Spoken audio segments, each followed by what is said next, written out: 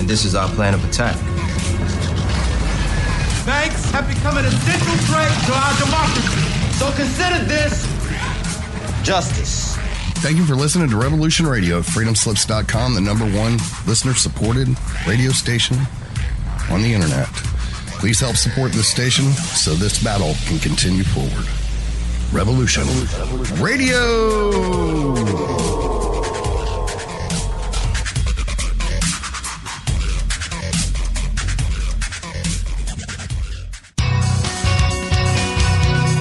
Thank you for listening to Revolution Radio at freedomslips.com. Any commercial advertising you may hear in this program is of the sole discretion and benefit of the host of whose program you are listening to. Revolution Radio does not endorse any commercial products, nor does it accept monetary compensation for on-air advertising of commercial products, nor will it ever. We are and shall remain 100% listener supported. Any product advertising on this program are considered used at buyer risk, and Revolution Radio shall not be held liable for any claims or damages received from any product advertised within this program. Revolution Radio, where information never sleeps.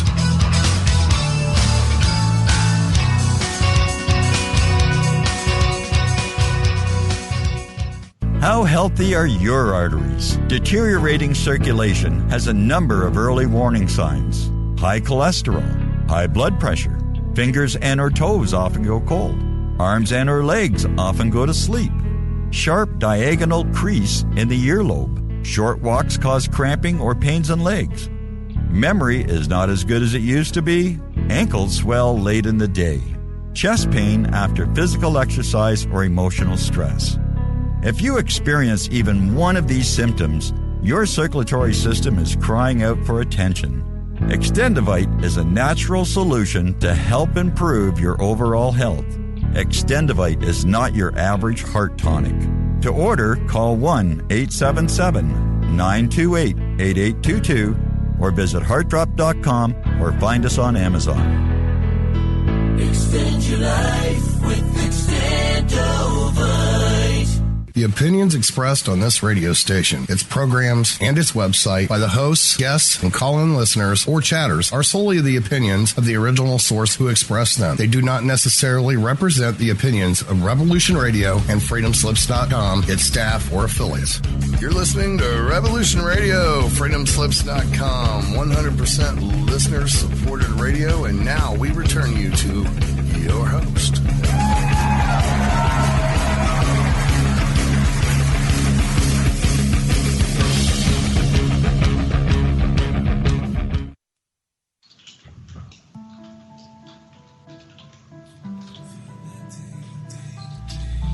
Do you feel as if you don't belong?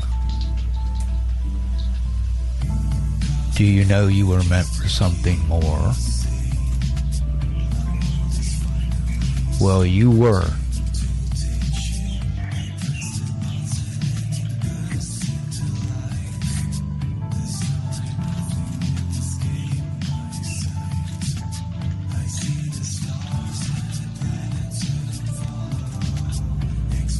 Knowledge of who you are and where you really are from is within your reach.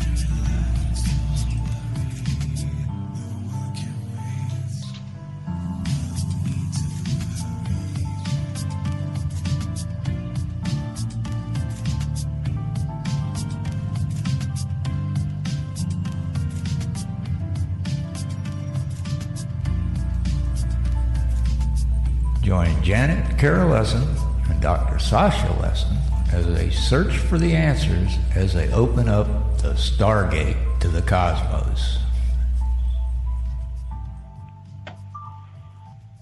Hello, everybody, and welcome to Stargate to the Cosmos. And I'm your host, Janet Carol Lesson, and my co-host is Dr. Sasha Lesson, Sasha Alex Lesson, and our producer is Thomas Becker, or Mad Painter. And let's see, this is Revolution Radio. And today our guest is George Green. I'm still getting feedback. Okay, I'll figure that out. Anyway, today we're going to talk about the coming economic and environmental collapse. So this is a happening year that's leading up to a lot of stuff. It's a combination of years in the making. And so George is going to explain it to us. He's the expert on this, and he's going to break it down so you know what to do, where to go, whatever. He's going to explain it to us. So Dr. Lesson, Sasha, are you there? Indeed I am. And I'd like you all to just remember that the real function of fear, the reason what fear has, the gift for fear, is it makes you pay attention. And in this case, what it makes you pay attention to, if you're afraid of the coming apocalypse, to the love that's here right now for you, that you can right this moment, right this day, be the person you always wanted to be. And then if the apocalypse doesn't happen, hey, you were nice and it didn't hurt nothing. But if it did happen, at least you got to be who you really wanted to be. Right now is your chance. So with this in mind, here's one of the guys that knows what's really coming down. And so dig it. This is George. Hi, George. Always wonderful to have you. Sasha, will you turn down your sound a little bit? We're getting feedback. That might be coming from your end. Okay. Hi, George. Hi. I don't have your bio up yet on Korean Radio, but I will have that up before the end of this show. So I'm going to pass the talking stick to you for a while, and you're going to catch us up on what's going on. And then Sasha and I will ask you questions, and maybe even Thomas will interject now and again. And let's do this show, okay? Over to you. Sounds like yes. Let's do that. I think. Thank you for inviting me on the program. Oh, we love having you here. Well, I travel around the world lecturing, and things are coming down so fast right now. It doesn't take a rocket scientist to know that there's something going on behind the scenes. And that's primarily what I'm doing when I'm out in the meetings with the people, because a lot of them are feeling very uncomfortable. And I guess uncomfortable is just the meaning of how you physically feel at the time. Meanwhile, you feel because of other things that are attacking you through the air, and that's primarily through microbiotics, through ELF, the new G50 programs, all the things that are putting out energy in order to disrupt the thought processes. And the other thing is to follow the basic rules of how we control everybody. Now, we all have just finished the big season of playing football, and now they switch to all the other sport games. And you look at it, the number one program in the world watching on TV is football. However, all the teams are going broke. So it's interesting for you and I to sit down and say, okay, broke doing what, and what is happening in order to do that? Well, people themselves haven't got anything better to do than sit around watching the TV set or watching something else, because when you go out in this real world, it's very upsetting at this minute. Now, we happen to be at the ending of about a 26,000-year cycle, and the cycle is the planet is in the process of floating itself. Most people look at the North Pole, and I suggest you go out and look at it from what your perspective is, and then take a little compass and see what the real North Pole is. Because things are changing so fast, underneath, the pressures are being built up all around the planet at this time in order to build up these, quote, psychic storms. You can call them psychic storms because a lot of them are created by man, if you want to look at it at that point. I was down in the Caribbean just a few weeks ago, and the same thing. The Caribbean is no longer fun to go because all you do is going through big ships, hitting the land, going out and see what's happening with the people, and they're all struggling to get along right at this minute. Now, my background, of course, is a little different than the average Joe. I went to Colorado School of Mines. I majored in geophysics. I studied law and business at the University of Illinois. I got involved with the Air Force in their electronics sections. That's the best way to put it. My first assignment was the Air Force Research and Development Center at Edwards Airforce Base out in California. Now, this base is 60 by 90 miles long and had all the latest super secret things that we had at that time. And because I was in electronics, that's basically what I was working on, electronics in the equipment that we had out here. What year was that, George? Around what time was that? That was a long time ago, 1957. Okay. Is that a good time to be there? I don't know. Well, Anyway. I know there was a lot of activity with extraterrestrial contact, so I just wondered if you happened to be a part of any of those operations. Well, we'll use that as your question right now. One morning, I was assigned to do the post-flight inspection on the X-15. That's the forerunner of the space shuttle. It's the last week in August. I'll give you an idea of 1958. It gets to be 100 degrees out there in the desert, and they won't let you work when it's over 100. Well, I had a Jeep, and the Jeep I had was I had to put 25 miles a day on the thing. You know how you don't discriminate, just make sure you put the miles on the Jeep. Anyway, I finished doing the inspection on the X-15, and it was 10 o'clock. I'll never get the day. It was the last week in August of 1958. Anyway, when I finished doing the inspection, I had to get back because since the temperatures were at 100 at that, they had to turn everything in when it was 100.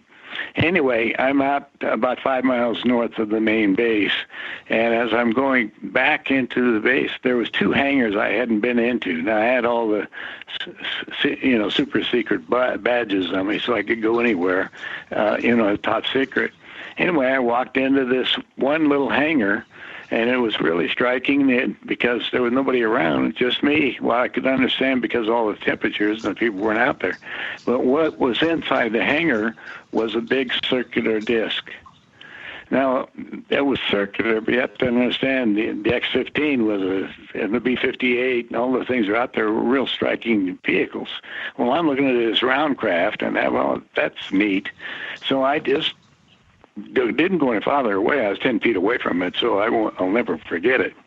Anyway, I went back in as I'm checking in because they're going to let me off the rest of the day. It was 10 o'clock. I asked my CO, I said, when can I work on that round craft? And he says, you saw that? I said, yeah. I said, I just did it. And he says, you can't work on it. That's an ion-powered craft designed by Sikorsky for outer space. Now, think about that. In 1958, people didn't even think about the word ion, just so you know. So there I'm sitting here. I said, okay, I can't go work on it. And he said, no, when the government's ready to let the truth about these round craft out there, they'll do it. Until then, you stick with the Sikorsky job. I said, fine. Anyway, I went back in, checked in, and my buddy happened to be free, and he and I were going to take off and go down to Burbank, frankly. And as we're talking, I says, give me some pictures of that round craft. He happened to be the base photographer. And he said, what did they tell you? And I gave him the story, and he says, don't say another word. I want you to follow me over to the lab. Just don't say anything. So I went over to the lab, and I'm sitting here looking at the pictures of the craft. And what got my attention was something else. There was 2 dead aliens there. Now, they were similar to the grays which you see in the movie, and that's part of the deal when you're talking about the past president for having meetings with the extraterrestrials out there. So anyway, I was totally aware of the craft. I'm 10 feet away from one, so I'm not going to be worrying about having it. But I was upset that my CO lied to me. Well, anyway, we took off the rest of the day, and I come back in. The first thing I told the CO, I said, I saw pictures of the craft along with the 2 aliens. And, of course, he did. The first 30 minutes, basically, his timing was debriefing me on my top secret clearance. So after that, he says, by the way, when the government's ready to tell the truth about UFOs and ETs, you stick to the ion-powered craft. I says, okay, c'est la vie. Anyway, the next weekend happened to be Armed Forces Day. Now, they had a lot of the craft out there. There was only like 1 or 2 of them, and that they put out for the public. Now, the public to come into the base, because a lot of people did, they were... they're newer models, but there were ones that they could take care of at that point. In other words, you would know, like the F-104s, that were the first starfighters that they used out. and the B-58. They had a few of those that they sent out, and other craft. Anyway, that was my part of my Air Force thing. Well, anyway, I ended up in 30 days. The commander decided, because I was the only one that worked on the F-104s at that time, that the Air Force had a crew, and they sent me off to Japan. So I ended up in Tachikawa, and then Tachikawa is an Air Force base outside Shinanamuchi. Anyway, I went there. The skirmish was over Quemoy, over Matsu. This is other places. Anyway, that action did not occur. They didn't go ahead with it. So I'm stuck in Tokyo, not having anything better to do. So there I went to Soshibashi University and learned how to speak a little bit of Japanese, and then studied a little bit of the law, the things that were going on, because that was 58 that I was there, 58, 59. But you have to understand, I had a lot of time left before I had a career that was established to do 4 years. That was what I agreed on. Anyway, now I'm there going to the school, and darn if they didn't send me orders, and decided to send me down to Biloxi, Mississippi, which is one that got wiped out on one of the storms. You're probably aware. Mm-hmm. Anyway, I went down to Biloxi, Mississippi, as an instructor in electronics, again, all in the high-end equipment that the Air Force was using. But I was only there 30 days, didn't even get a ticket, and they immediately sent me up to Chanute Air Force Base in Illinois, where they assigned me to the Hound Dog nuclear missile.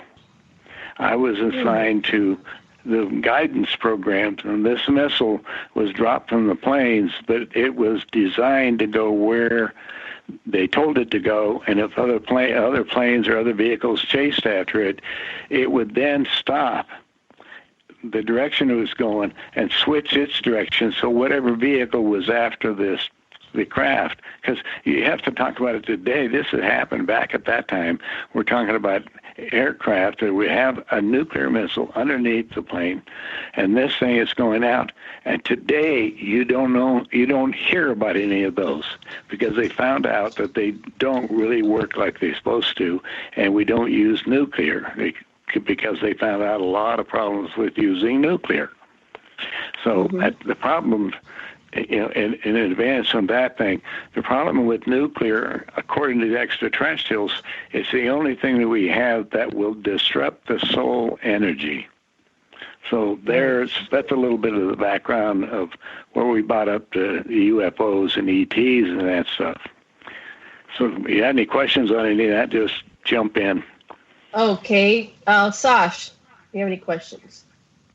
Yeah, well, listen, it's besides all your technical expertise, we know you know how government really works, that you've been at the, the inside. As a matter of fact, George is the inventor of the derivative. And so you've seen how bubbles fashion themselves and how they burst. And I get that's going to be part of the story. So how does that fit in? Well, let me give you some history. My dad was the third largest meat packer in Denver.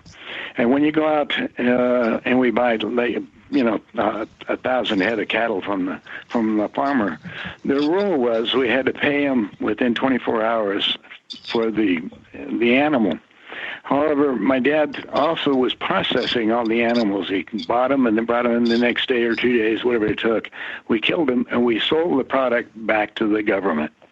Now, this means instantly that we've got money that's going out, but meanwhile, the governments, they took 2 to 3 months to pay us, frankly. Time we got through sending out the projects and doing things, we had a tremendous amount of receivables that we're doing. Well, my job, because I was kind of, money crazy, because I'm going to all the banks and I'm borrowing the limit I could get from each bank based on the government resources, which covers up the bank. In other words, the FDIC, that Federal Deposit Insurance Corporation, allows the bank to loan out 10 times the deposit out to the public. So in other words, if they put in $10 million, they could loan out $100 million. Well, one of the things is they had a limit to how much they could loan to each of the person based on their deposits. So if I walked in and wanted to borrow $1 million, for instance, they had to have at least $1 million of what they call liquid assets, because ours was they didn't have to pull anything back on it. They had to pay me if I needed the money right away. And so that is where the next problem came in. One of my friends, Dan Sebastian, the president of Colfax National Bank in Denver, he called. He says, "George, you got a lot of friends with money." I said, "Yeah." He says, "Why don't you have them put their money in my bank and I'll be able to loan out more?" And I said, "Explain that to me." I said, "Let me look at your books." So I went over the books and I looked in and I says, "Dan, this is a real simple answer. This will help you out. Yes, I have friends with money, but I got a better solution. You got a full-page ad you're putting in the Denver Post and a full-page ad in the Rocky Mountain News for people to deposit $10,000 in your bank, and then you'll give them 5% interest." And that's what the game was at that time. So it made a lot of sense. So he did that. I said, "That looks like a pretty good deal in there. However, I'm seeing that you're putting these full-page ads. Those cost you about 3%. And he says, "You're right." And I said, "I got a better deal. Why don't you pay me the 3%, and then I'll put all the money you want in your bank?" And he says, "Explain that." And I says, I'll put in $10,000. Each one will be an individual person that I'll direct to your bank. They'll put the money in the bank. It's FDIC insured. It's in for 1 year. And that's it. Pay me the 3%. And how I did this, because my friends with the money, which we had a lot, I paid them up front 2%. At that time, the banks were paying 5%. I gave them 2%. So what gives them, basically they got a 40% increase on return on their money with absolutely no risk. I had nothing to do with the money. The bank was covered and everybody was happy. The problem became a bank down in Texas, end of 1 year, all of the money, the $5 million that was put into the bank sold it to somebody else. And if they wanted to leave the money in the bank, they'd have to pay me the 3% again, and then I could go ahead and do it. But they didn't know anything about it, so they pulled it out. So what I did is called you and said, "Hey, move your money into another bank." And I just gave them the same instructions as I did before. I never touched the money. It always was in your name all the way down the line. Anyway, we did that, but it broke the bank. So the next thing, if you're looking at this, and I became very powerful. Now, the other thing is bankers love me all around the country. So I was doing this all over the country. There isn't any place hardly I didn't, if you want to call it, sell money to. Mm-hmm. Well, if you looked at it, it became a derivative or a derived off of. That's how the word came about. So any of the people would put their money into it, and we had this going, and they got the derivative situation. Well, my buddies in New York City, and the word derivative came up. When I went back to New York asking my buddies, I said, "I need some more help." I says, the Federal Reserve has sent out a bank to every bank in the United States not to do business with me. In other words, no more me. I used to write out the check to you in advance. Well, I couldn't do that anymore. Mm-hmm. So what happened basically is then I flew out to California at U.S. Life Savings Loan, and Jane Shaler was the president of that bank. And Jane says, "Why don't you move your money over to our savings and loans?" Now, savings and loans are long-term lenders, if you remember. Long-term, in other words, 20 years, 30-year mortgages on your houses. And primarily at that time, it was mostly military kids getting out of the service, buying a house for $10,000, if you remember those years. Mm-hmm. Anyway, that spread out pretty good. And so I went to New York and asked my buddies, I said, "I got a problem. I've got all kinds of, places to do, and I can take your money if you can help me." So what happened is we sat down, and one of the guys says, "We can help you," because I had the assets. He says, "We'll help you really good. What you do is you've got them. We'll insure the money." So if I put together 1,000 of these things, that was, in other words, $1 million, basically $1 million to keep it simple. Then I had the insurance company guarantee the whole process. So that was the end of it. Everybody was happy. Everything was good. It was all done. But this was a savings and loan. And that's what I was putting in. Within the next year, if you remember, all the S&Ls went under. They all took down. And the assets of the S&Ls were sold to the intergroup back in D.C. for about 40 cents on the dollar. And the American taxpayer picked up the difference. That's to give you an idea on how corrupt it is. It's even worse than that, but we can talk about the stock market. It's the same way. And I in order to do all this stuff, of course, I had to get some new lessons, and I became a registered financial principal and a broker-dealer securities underwriter for all securities. So, which left me as a securities dealer in big time, and I could make or break or do whatever I wanted to in the securities business. And then I found out that time they were pretty legitimate. I mean, most stocks were selling, small amount down, not too much money, were people who were playing into the market at that time. And that's another game for people to look at when you buy a stock or you sell one or whatever. How is that made? And that's just trading between people, and the brokers make money, obviously, on the trading and keep it on the paper, and they just float it all the way around, and there is no real reality of what the stock market is today. It's a gimmick game. And I'm urging right now, my sources are saying, just so you know, 94% of all cash transfer today is done by digits. It's plastic cards, debit cards. And you're probably aware of that. Right. So we started this show, and you were talking about how you traveled down to the Caribbean, and they're not happy with each other. They're struggling. They're struggling to get along. You talked about the psychic storms. What is a G50 program? The micro attacks. And then you went into your story, which was great, and I wanted to hear a little bit more about what the ETs look like. But we're tying this all in together. So go ahead. Sasha can talk about G50. I think you're aware of that. Go from there. I don't know what G50 is. Well, these are just frequencies that are being put out now that are transmitted in the air right now, everywhere around the planet, which is affecting everything electronic, also the way you think. Now, there's where we come back to the next stage in the game. What are you? You're nothing yourself. Remember they all says secret of light. Well, that's what you are, a secret of light, of a concept that was built up, light condensed. Now that thought condensed is mankind. And inside of the mankind is your little pumper all the time, and that's your heart. And your heart, it runs along pretty good, except for radiation will affect the heart itself. And basically, radiation is the only thing that will destroy the heart as we go down to it from the soul level. And so the soul level, that's a no-no for the universe. So if the universe, the other people around the planet that are planning on taking over whatever's left of this game are sitting here watching that game themselves, and they try to get themselves into a place. I'm sitting with the governor of Colorado in his office in the Capitol building, and I'm sitting with him, and he says, well, I'm all aware of what the plans are coming down, and he says, I'm leaving. And I said, leaving? Where are you going?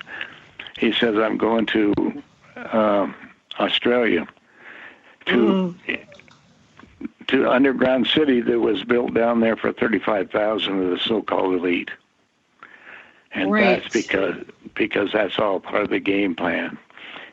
Okay. So how many are going underground, and how many are going...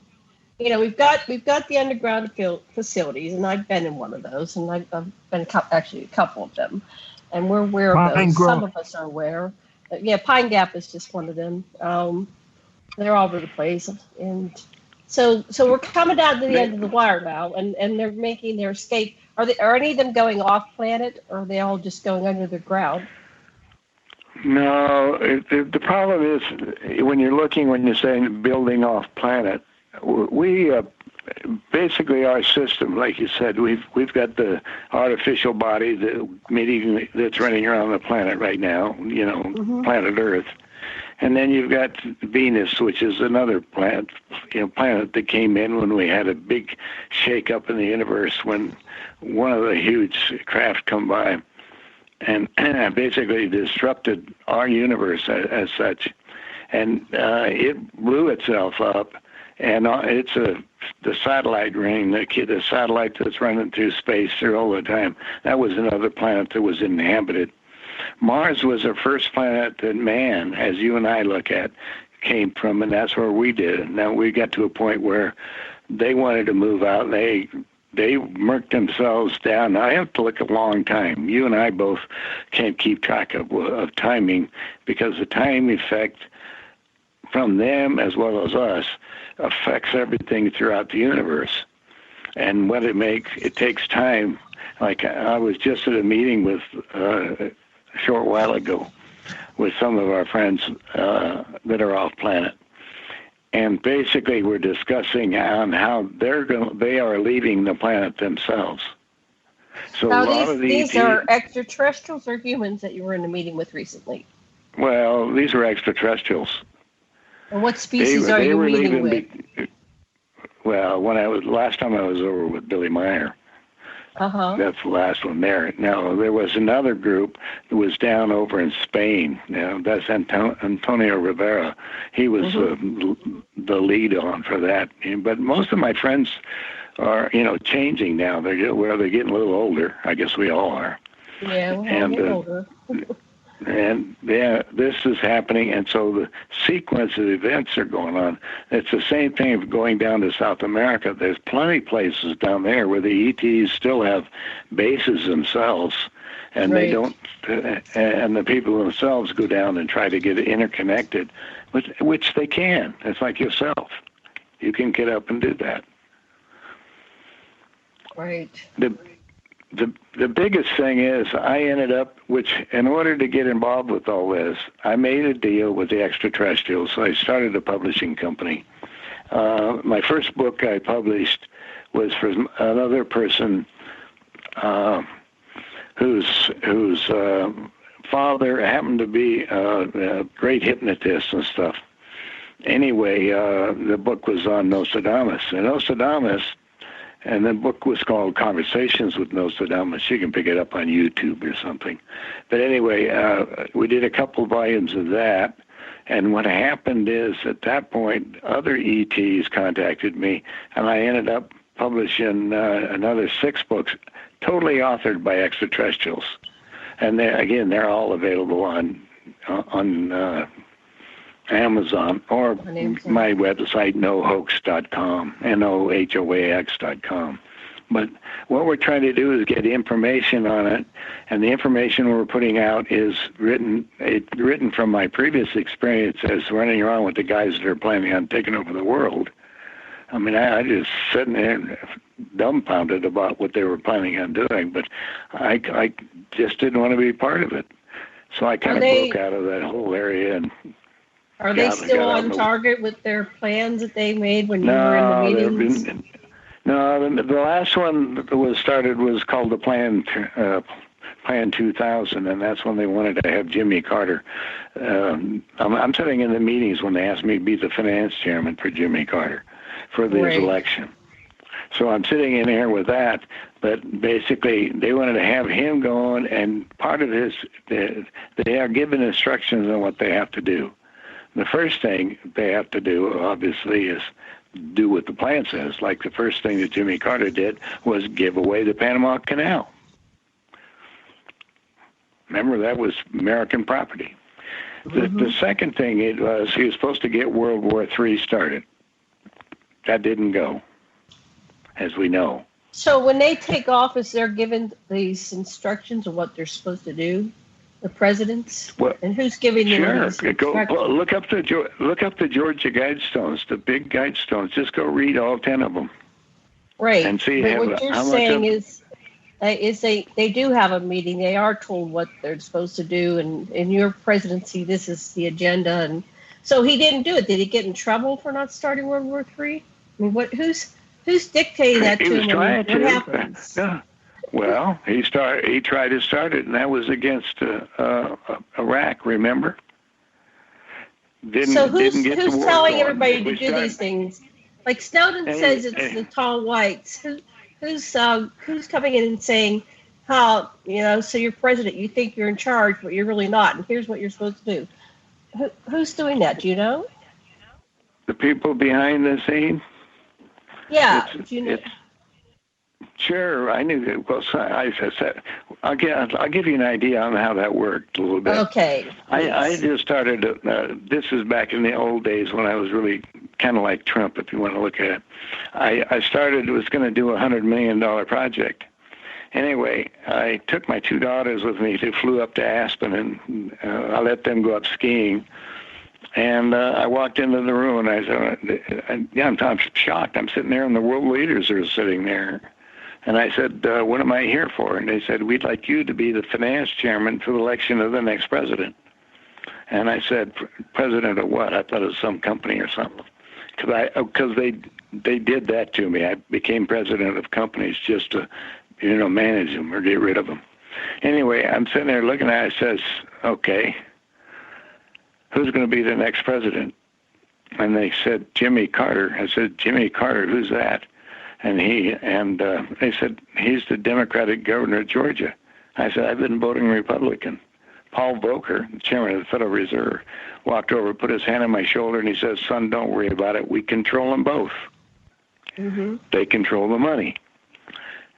That controls how the game.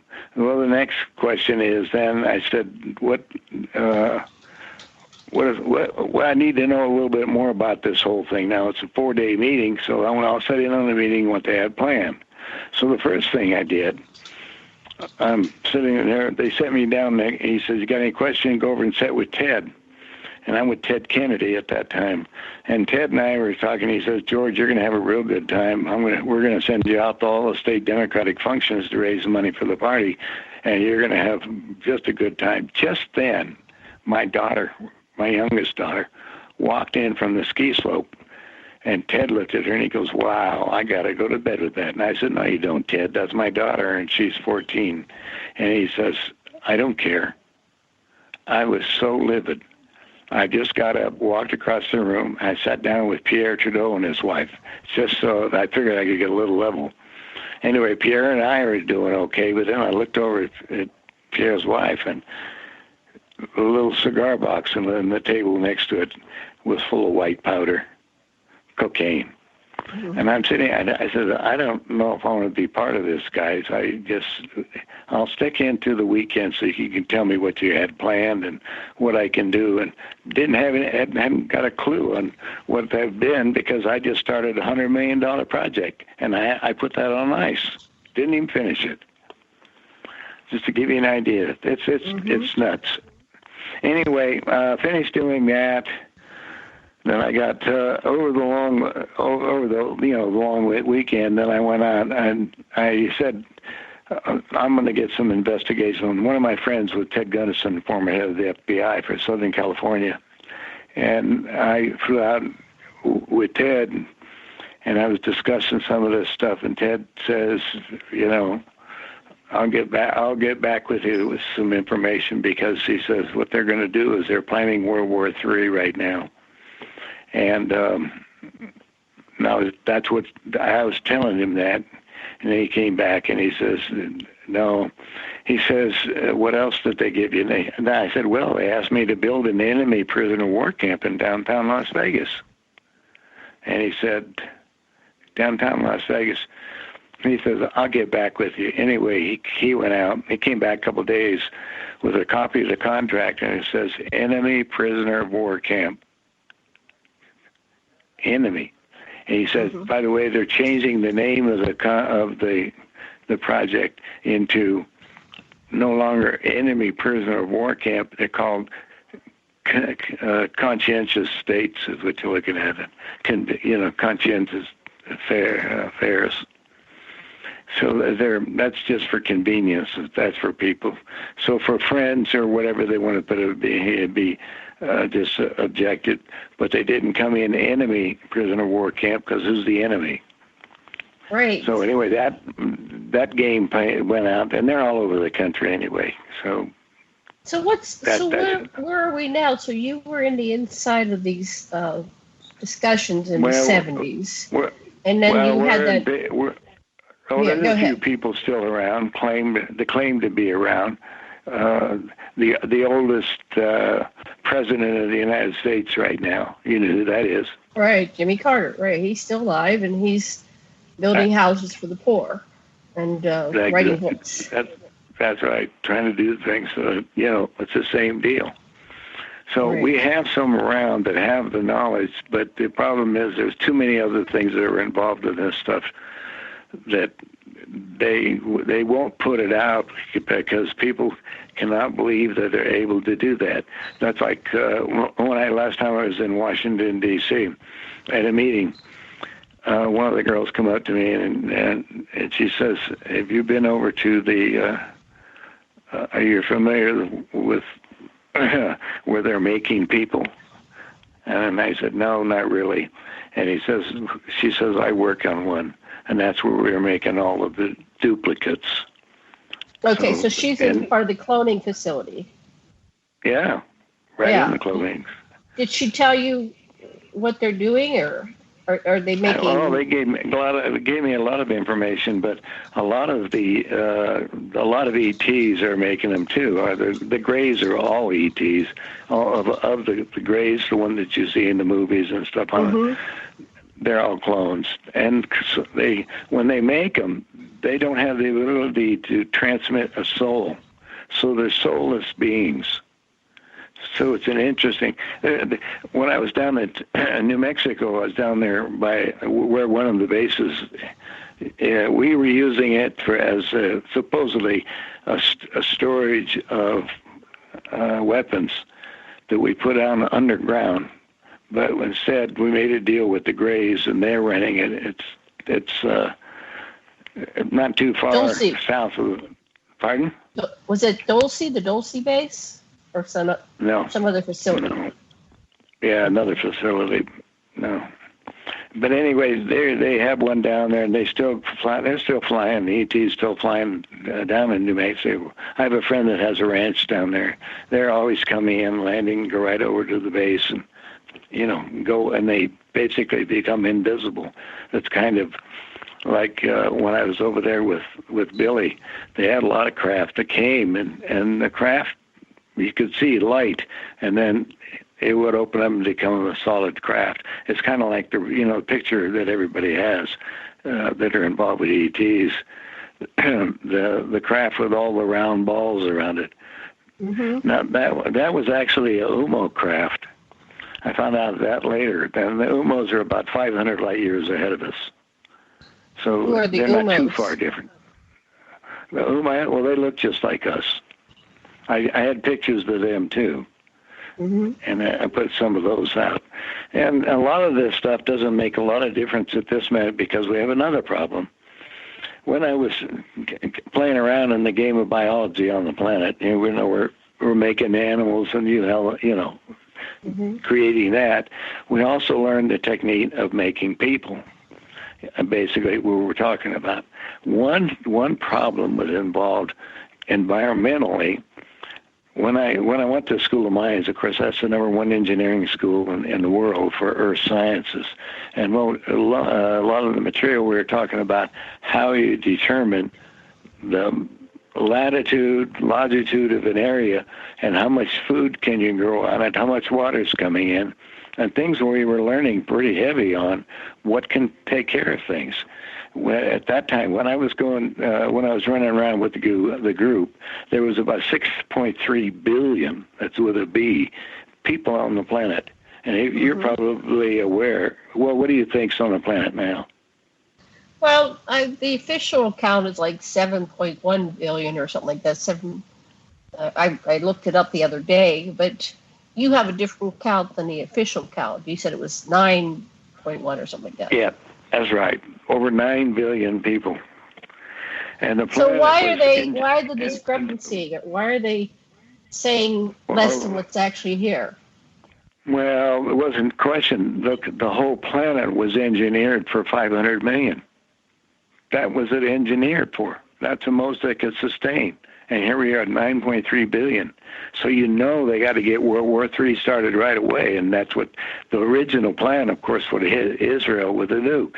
We'll keep watching the Middle East. They haven't started it yet, but that's getting ready to roll, which is then getting in the same position. We're also out of money out here in the field because people are running out. And what's happening? The government is announcing, and they're showing pictures of the new dollar coin, what they're putting out right now, and that's what they're going to have. Most people will have a credit card, and you'll have a credit card you can use anywhere you want to in the world. It'll be a world card.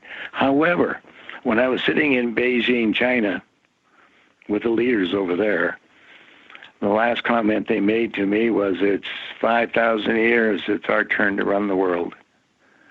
And that's what they're doing. They're in the process of doing all of this stuff. So I just watch them as they keep doing their program. I see that the people out here that are buying all this Mickey Mouse, we tell everybody we're fine with oil and all the rest of it, and who knows what's going to happen next week is, our dear president goes down and shuts everything down between trading in Mexico and that also affects Canada. We got all this trading going on, and we won't have any material to run the place. Right. Because we actually are like a global society. We're kind of dependent on each other. What's going to be in our Walmarts and Kmarts and Costco's if we don't trade with China? So, but that's part of the design, right? For us to need each other, and then we're going to war against each other, then you're not going to have your needs met. You're not going to have food in the grocery store, because it is a global society. When you walk out, you drive through California, which you do, and all these other places, and you start looking at how much air the ground doesn't have any water right now. How much? Go down to Albuquerque, New Mexico. How many people's in Albuquerque? A couple million, right? How many are in Phoenix? Phoenix right now. Look at that. 9 million people down there now. Mm-hmm. Where do they get the water? Well, there are people working on recovering our deserts, with this the human-made condition plus the environmental changes. So we're looking at some solutions. But can we act on this quick enough to, not to have the extreme deleterious effect or to launch World War III? So they wanted to start World War III back in the 70s. That didn't happen yet. So what's keeping things calm enough that we don't have World War III? What's going on there? Well, what we're having is massive people running out of money and able to get products going. It's like what Trump's doing, playing with the game of transferring goods and services. And we just don't have it. It's not there. Everybody's running around with their plastic card, and that's all they got. And the whole game is coming apart because people who think they had something are now finding out that they don't. And the lenders, if they're in the position that's being set up into it, they won't be able to loan people any money. Now, how do they make money? By loaning money. So it's a bunch of hot air, just a bunch of numbers in the computer that have no background. Right. My sources inside said we should have at least 3 months of small bills, 1s, 5s, 10s, and 20s. Nothing higher than that, because that will be our cash we'll be able to trade while they're getting this thing worked over. Will they do it or not? I don't know. So, Sasha, do you have any questions? No, I just all that you say just really points to being very present in the here and now and doing what you can and speaking your truth and doing it with a clear heart. It's like I say, don't fear evil consequences. Just be yourself and be loving, and everything will be okay, including dying. Which is part of the game. Mm-hmm. That's the reason why they're looking at all this new electronics and new stuff that's setting up to expedite all these bodies that are just going to be floating away, basically. It's tough to figure out how to get through everything.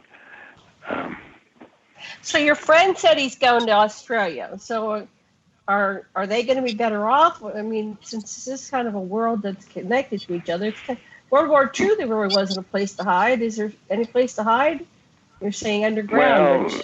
Well, no, one of my good friends is down in Australia, brought her kids and everything else along with them, and she says it's getting tough down there because they have this same game. But Australia is, if you've been down there, I've been in the outback out there, so it's just miles and miles of nothing. And when they were doing some of the building, I looked at places and say, okay, where they do the same thing you're looking at. And Sasha, frankly, I got to look at how to get the world planet. If you're talking about the water, this clear water, not messed up, but clean water that we can use to produce food, and most of the food we're having is now, ELF. It's being screwed up, so none of the food's good anymore. And people are coming down with all kinds of new diseases. So what do we do? Absolutely. What do we do? We just crawl in a hole and die, or do we, Well, what do you recommend? I'm hoping that we get spiritually in line to understand all of this. Coming back from the spirit, we're going to have massive spirit changes on dimensions, making your different dimensions out of this thing. And we'll go back to basically how the creation works. And the creation knows that this is the ending of the cycle. So we're going to have massive earthquakes, weather changes, as you are well aware, things that are going on, and people are going to be starving to death everywhere. We just have to get used to that. And as yourself, you get away into a small town or something where you have you can make food enough to control yourself, and as your friends, and try to educate them, because everything's coming apart. So when does it, this time frame, when does it look like things are going to start really, I mean, I was listening on a bunch of YouTubes, right? And they were saying there's going to be a major economic collapse end of 2019, heading into 2020. It's all coming up because all these times and dates or something, or you and I, we're just playing the game on it. They're way behind schedule. I just keep watching. We know they got to do it. We don't look at the economic switching that's going on, with the president at all, and these builders down there, and the equipment that they're building out here. It's just sticking around there, and it's down there, and nobody's buying it, nobody's doing anything with it. How many cars are being sold, all this stuff. You can get all caught up in the game, and my best thing is get yourself into a position of sovereignty as best you can. Plenty of food, and storage, and away from any major city of any size. And myself, I moved out. I'm away from every major city there is. And my friends, they're asking me to come down to Ecuador still. I think just yesterday, they said, come on down. But then my friend down in Australia, but they're changing rules, so you can't even get down some of these places. Right. They don't want Americans anymore. They used to want us, but they don't want us anymore. They don't like Americans anymore. Yeah. Now we're really the ugly Americans. We don't want you. You go out and you do your lectures everywhere. I'm finding more and more people aren't going to the lectures anymore. You used to have big groups, and they basically all shut down. I don't think anybody could afford to do much anymore. It's just gotten so expensive. And everybody's kind of just digging in because, they feel it. They feel this stuff coming down. Things are getting tight. Oh, it's coming out.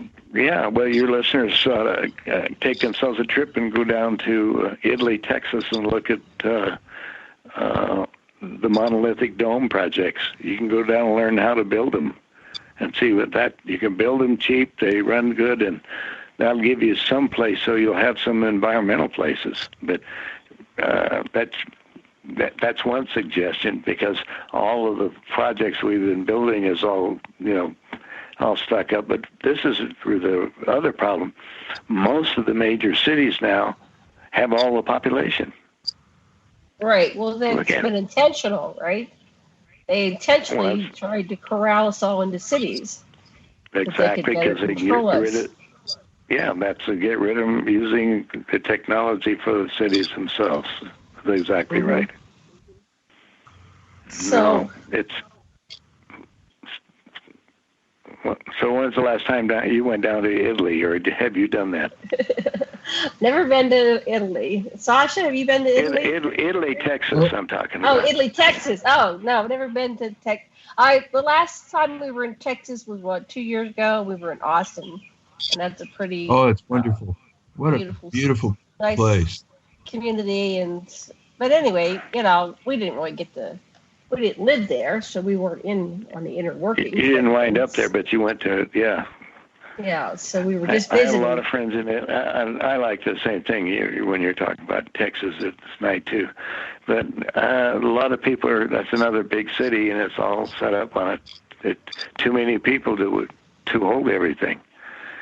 So you have to go back down and look around. I don't have an answer for people today. I used to say, okay, you can be there, but at this minute, I'm looking at just maintaining some kind of balance and try to stay in the observer mode. In other words, observe this is hold your thoughts. Hold your thought. We're coming up on the break. We'll be back in 5 minutes.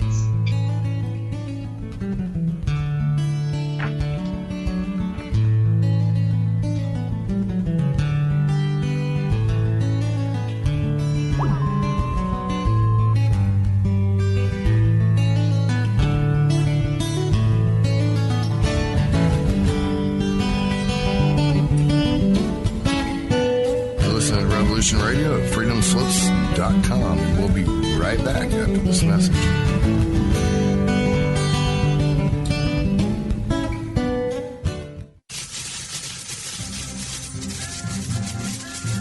In breaking news, a visiting Syrian diplomat reported today that their population is evolving rapidly and advancing into a fifth-dimensional consciousness.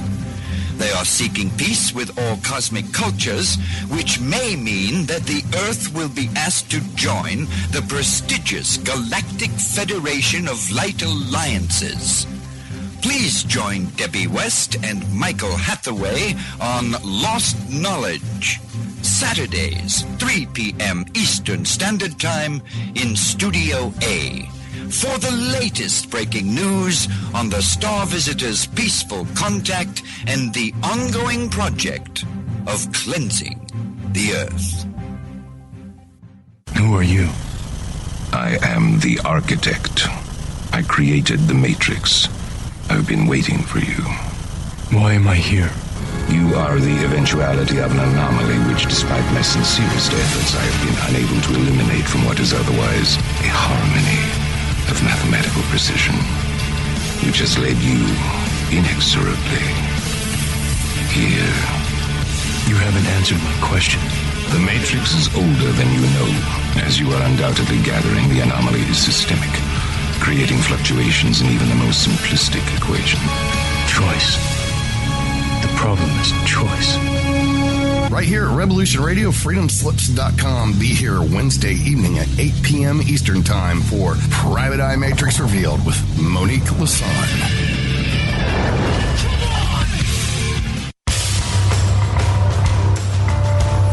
Hello, my name is Mr. Rowe. I am the host of Reality Extraction on Revolution Radio at freedomslips.com. I utilize logic, intellect, and magic to methodically autonomize, vivisect, analyze, examine, study, scrutinize, and extract an essence of reality from a fog of illusion and confusion. You can find me on Studio B every Thursday at 1700 hours Pacific Time. That's 8 p.m. Eastern.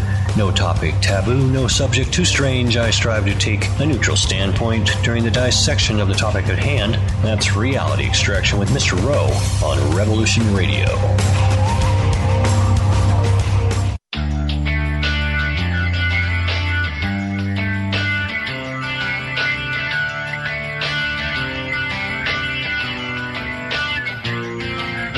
This is Thomas, a.k.a. a Mad Painter. I'd like you to join me Monday nights, 10 p.m. Eastern Standard Time for Open Canvas. Don't forget to bring an open mind. Yes, folks, that's right. Bring an open mind to an open canvas. Again, that is Monday nights, 10 p.m. Eastern. UFOs to government corruption. This is Revolution Radio, freedomslips.com. You don't need to expect us. We're already here.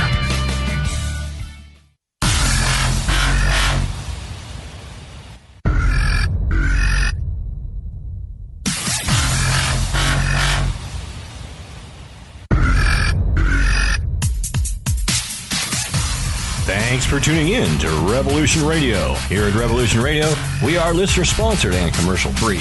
But there still are bills to pay. In order to raise some needed funds to cover the cost, our station is offering a silver special.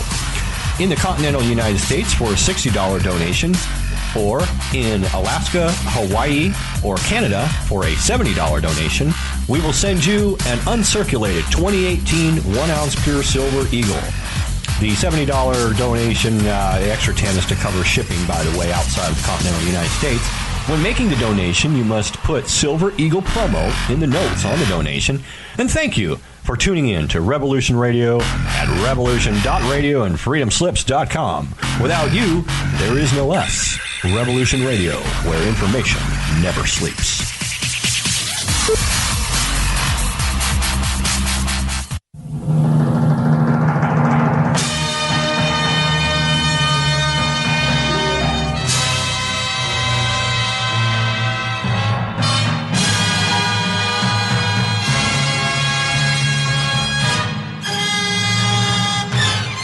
Collision Course is back. Schedule B on Revolution Radio every Saturday night, 6 to 8 p.m.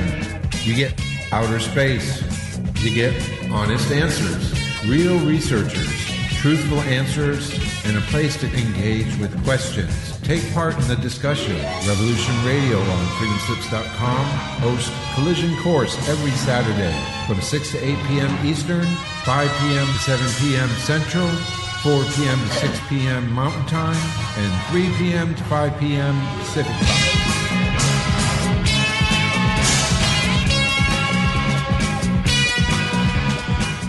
How healthy are your arteries? Deteriorating circulation has a number of early warning signs. High cholesterol, high blood pressure, fingers and or toes often go cold, arms and or legs often go to sleep, sharp diagonal crease in the earlobe, short walks cause cramping or pains in legs. Memory is not as good as it used to be. Ankles swell late in the day. Chest pain after physical exercise or emotional stress. If you experience even one of these symptoms, your circulatory system is crying out for attention. Extendivite is a natural solution to help improve your overall health. Extendivite is not your average heart tonic. To order, call 1-877-928-8822 or visit heartdrop.com or find us on Amazon. Extend your life with Extendovite. The opinions expressed on this radio station, its programs, and its website by the hosts, guests, and call-in listeners or chatters are solely the opinions of the original source who expressed them. They do not necessarily represent the opinions of Revolution Radio and freedomslips.com, its staff, or affiliates. You're listening to Revolution Radio, freedomslips.com, 100% listener-supported radio, and now we return you to your host.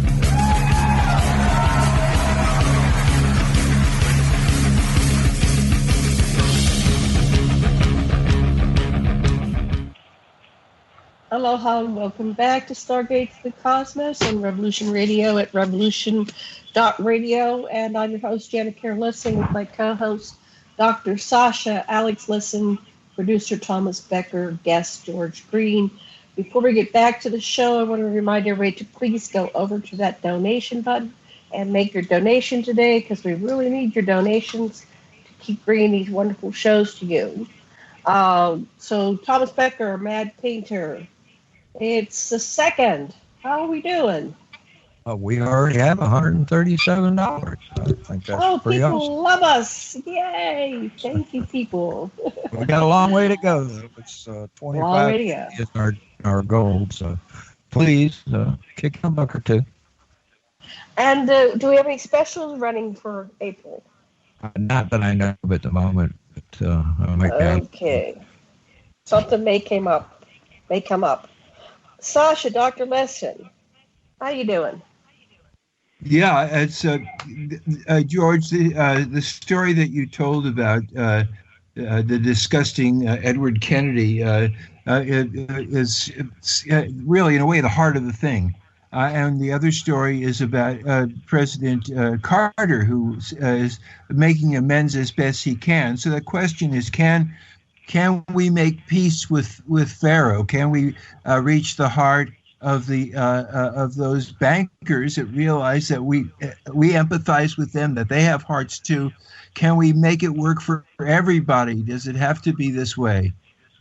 And then I wanted to cover, and then back to you, George, but I wanted to cover your magical life, how you have been at the heart of this all through your life. You were there behind the scenes meetings with the power figures. You were shown a craft, and then a circular craft and the dead aliens. I mean, this was not an accident. And then you went to Billy Meyer's place and you saw, Billy's ETs and his craft. So you've had a magical, mystical life, and you're at the crux of this, and you've got the inside information. Do you think that this is, the ETs are doing this on purpose? On some level, they're guiding you, directing you, have you in the heart of the center of all these things?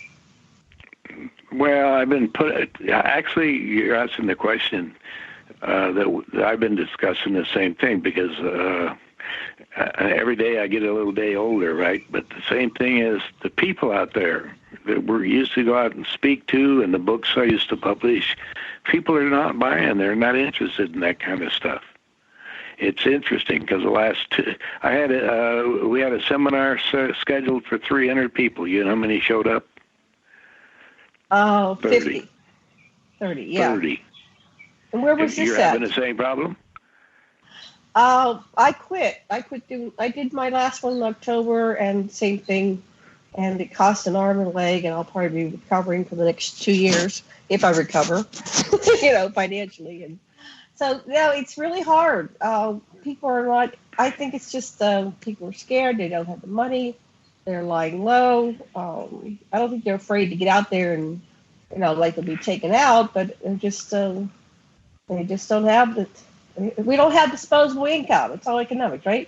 In order for us to go and fly around and do this and that, we have to have disposable income, and we're barely covering the bills, barely. And then if somebody gets sick, so the rich are getting richer and the poor are getting poorer, and we just don't have the money to jet set around the world anymore like we used to. Even like 5 years ago, it was a lot more accessible for the average person.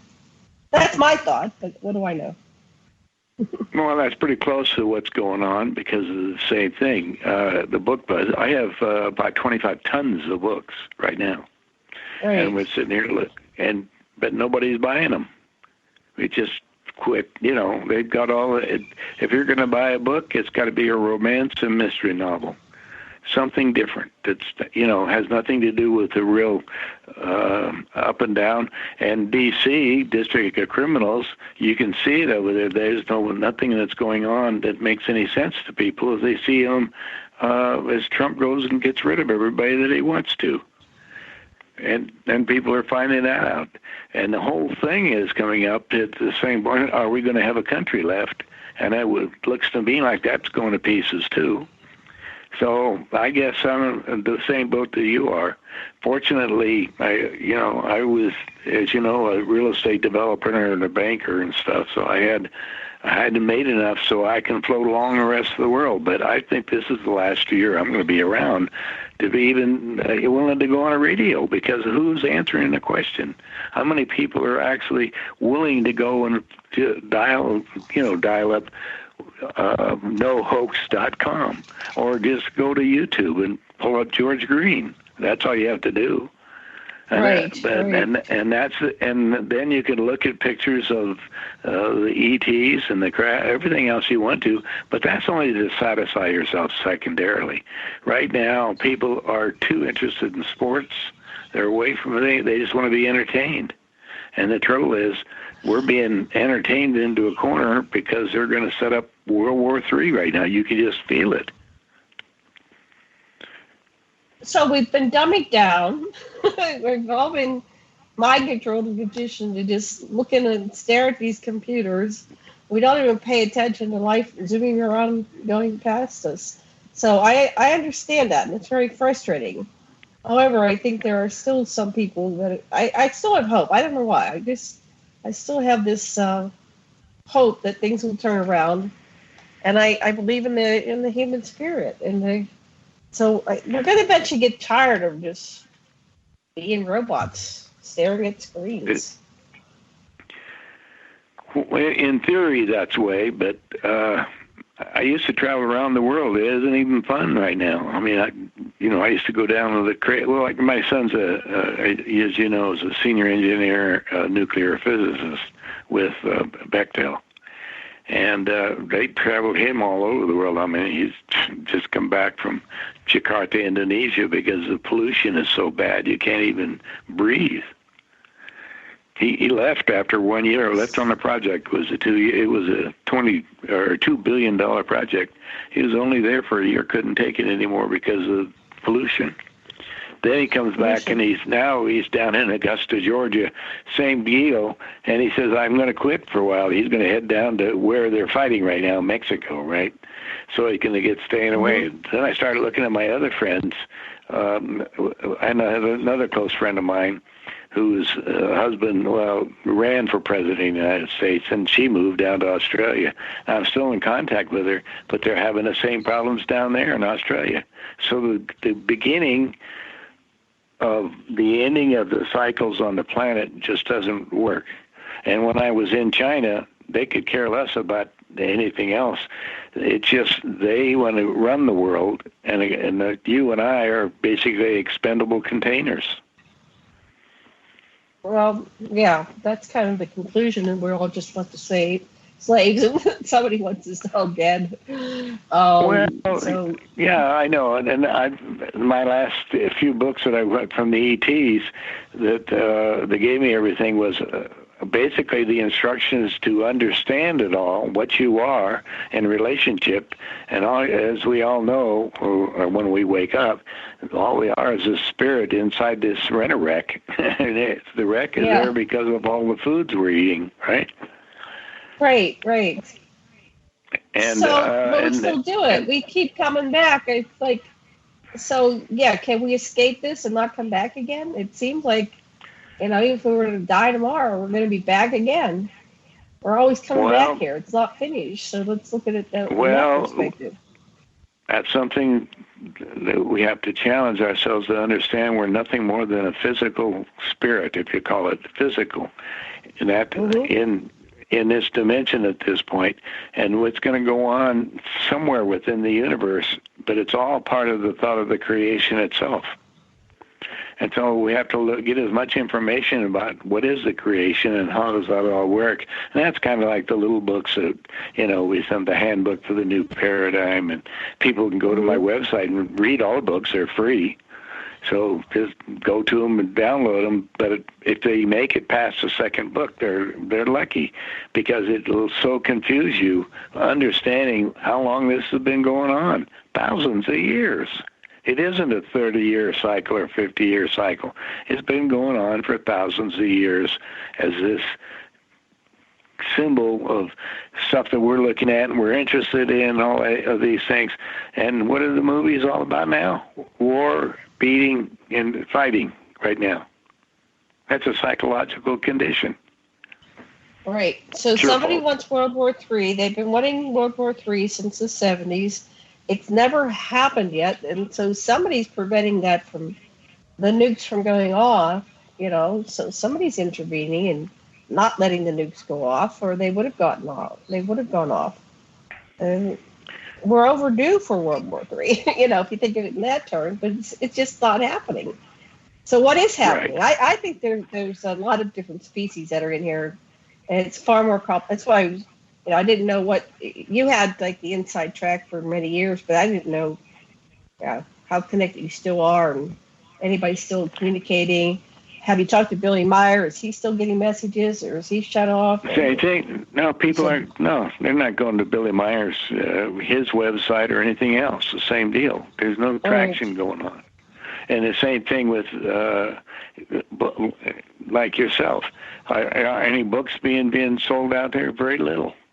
Sasha keeps track on that. We still get here and there. We get sales. But there's other people that are doing well. I mean, just because we're not doing well. If I may, and there's another way of looking at or comprehending what's coming down.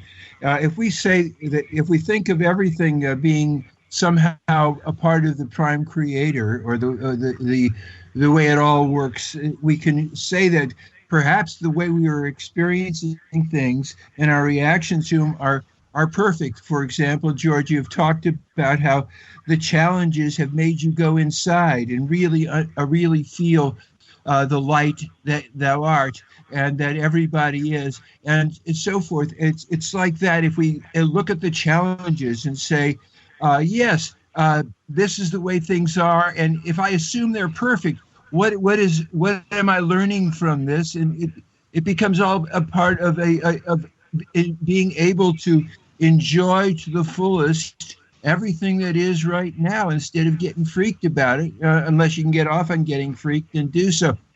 But I think that we can reach other people if we come from our hearts, and that I think that there's a possibility that we can really care for one another. I don't think it has to go this way, but what this is at a minimum doing is showing us the alternatives. We're not bound in this a meat suit. We are part of the bigger thing. That's what I think. I think you're right. Same thing. We're part of the bigger picture, but the bigger picture is not including us right at this minute. So we're ending our game.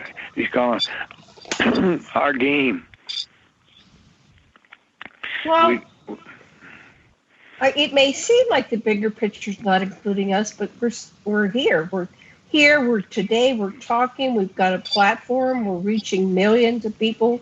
This thing that we're recording will still be around for, another 5, 10, 20, who knows how many years. People will look back and say, look what these people said today. And so maybe that's the power. The power in the voice and the words, in the intention of setting it down and getting it out there. It's being broadcast. Who knows who's listening to this? ETs could be listening to this. We don't know who's listening and what effect it'll have. But I've seen things, I get up every day and I go, wow, what's this all about? But I've seen things that, I've said and done, and we're effective. I think we're far more effective than you can ever imagine. So George, you're very effective, and that's why you're part of this. You were there at the meetings. You got the inside scoop. We just need to reflect a little bit more about what does that mean, all that stuff that you saw when this happened and we're part of. Yeah, well, we went through it for that reason. Like you said, I was put into positions to awaken people. It's like when I was down in Salt Lake City, that 3,000 people came in to listen to me. 3,000. I look back to this day, it's tough to get 300. And look at some of the other speakers that are going around, are trying to get things going. It just isn't there. You don't see alternative speakers, especially with the political system right now. The political system is so screwed up, everybody's looking for somebody to come save them. From what? From themselves. Oh, Lord, save us from ourselves. Sasha, what do you think? I told you what and it's a whole different, I live in a different universe. For me, everything is perfectly the way it should be. It's in the mind of God. We're all in the mind of God, whatever that is. And, as I run on the beaches in Maui, and as I run along, I say, thank you, good show. And it's the best show ever. Dig it. So is it attitude, personal attitude, the attitude of gratitude? Thomas Becker, what do you think? I'm going to weigh in on this. I think I'm scared, and I'm going to have to get all my money out of the bank. And then what will you do with it? Hide it under the bed, or? Well, that's the dilemma. What do you do? I mean, really, the idea that would be to have something that is a commodity. I mean, toilet paper would be an awesome thing to have. Invest in it. You want to wipe your ass? It's $10 a sheet. He's right, but right now, I have a copy of the International Monetary Fund's their accounting system, and the World Bank, and there's only one item that is considered the safety, and that's gold. And if you look between, the only item that is traded between countries is gold. Now, silver's got all kinds of possibilities in there because you're buying it so cheap now. It's unbelievable, when you're looking at it. So that's what I have. I'm sustaining myself some balance in there. And then the same thing with paper money. Well, we know they're going to get rid of paper money, so got to reduce that down to whatever thing. We know that if they went down and shut down all the banks, we'd be in world trouble. So they want to keep that going at some point. But I keep watching the Middle East, what's still fighting on over there. The Middle East, they got 5 countries there. They haven't figured out what they are and what they're going to run. And yet you see people out, and they're still buying new cars and doing new stuff. So the scenario is have to take care of yourself and your family. I looked at my family, with all my kids and everything, and the grandkids. And I looked at all of this stuff this last week, and I said, I'm glad that it's done. And this cycle is ending for me anyway, because I don't see it continuing in a what I call subsistence way for people to get involved to make sense for them. I mean, you can have radio stations, and you look at them on for little ones, and motivate them to try to get them down. But there's so many stations out here now. How do you get people down on it? How do you get them to go to your station at some point? Besides getting 300 to 400 people or 500 people that are out here listening to stuff, and if stuff will make a difference to people. Saving some money so they can feel secure. It isn't the money. It's the trading position you have. Maybe you have a book you can trade. All this stuff. Anyway, yeah. I think it's the best. Yeah, go run up and down the beach. Do your I don't know how many miles you go, but you get out there. Yeah, you're still here though. It's like, as much as you might say, I give up and just take me out. Wherever you go, there you are. You're still here. You wake up and there you are. Yeah, well, I'm not going to do that, because I say when it's time to go, it'll be time to go. But I look at the rest of the world and what's going on, and when I was over with the Chinese leaders, that was fascinating to be with them. They built whole cities over there and never finished them. They're done, but nobody's moved into them. So it was funny to see. Why are they doing that? They must be. Or are they building them inlands in case of the coastal inland? roads? Yeah, inland away and things like that. Yes. Well, maybe they're smart. We're not really building cities inland, and we're getting all these things about earth changes and whatever you want to call it, and the waters are rising, and but we're just still building on the oceans. That's right. We still want that oceanfront property. Yeah. Well. Like you say, Hawaii used to be a fun place to go. Now you go to a couple islands over there, and the rest of it's a big mess. So what else do you go? End up being in other places. California, I don't know how they exist. That's so screwed up. But and then we had all the weather changes and all the modifications on the West Coast, and it's. I guess stay in what I tell everybody right now: stay in the observer mode. Just watch the play as it's uncoming around yourself. Take care of yourself, financially, and the other item that they talked about, one of your hosts or one of your advertisers was talking about taking care of your health, and that's so critical right now. Everybody's health is coming in trouble right this minute, and I'm guilty of the same. I can't believe it. It's all caught up. So the things happening is what you and I are doing. You're getting fixed up, I guess, physically temporarily, but we still aged. We don't quit that game going. Well, I'm looking at some things with other people, and they have new inventions. We have new technologies. There's ways of reclaiming the deserts and bringing them back to life. And so I whenever I get down to the dumps, I go, okay, that was fun. Let's cathartic that. Oh, woe is me. Oh, this is horrible. Ain't that horrible? Ain't that horrible? But then I say, okay, I'm just going to shut off all the bad news. Because I think what we're in is this information overload of all this negative crap.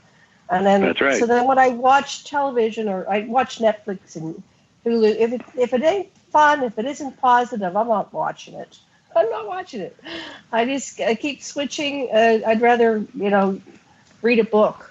So maybe that's what it is. It's like, okay, we went out there and we got all this stuff, and many people are suffering from depression, from all this information, but really, who knows what anything? I mean, everything's fake news, and you wouldn't know the real news if it hit you in the face. So what can you do about it? I think it's just an invitation to go inward, look at yourself, find out what's really important in your life, and who's important. So, when I get really bummed out, I go pet my cat and look at my husband. We sit together in bed and, read books side by side. It's the simple pleasures that really make life worth living, I think. And just the appreciation for the now and for the moment. We get freaked out when we go into the future or the past, but if we go into the now, then we have some kind of sense of security. You have to figure it all out if you go in now, right? And too much. Well, when I go into the now, I'm sitting here in Maui, and I'm surrounded by green, beautiful, lush green, blue oceans, blue skies. I mean, what's the problem? And I learned that from Sasha. Sasha says, well, look around. What's really going on? I go, I don't know. It's peaceful, isn't it? It's myself that's making all this stuff. I mean, Sasha, you've taught me these things. Sasha's one of the great original meditators. So Sasha's very much in the now. He's an old hippie. Tell us about that, Sasha. How do you do it? Okay. You're one of the happiest people I've ever met.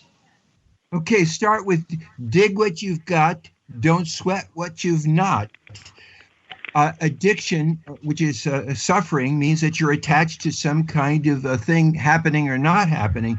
If instead of, and sometimes you get what you want and sometimes you don't, but if you will appreciate what's here for you now, right now, then if you get something that you feel attracted to, cornucopia.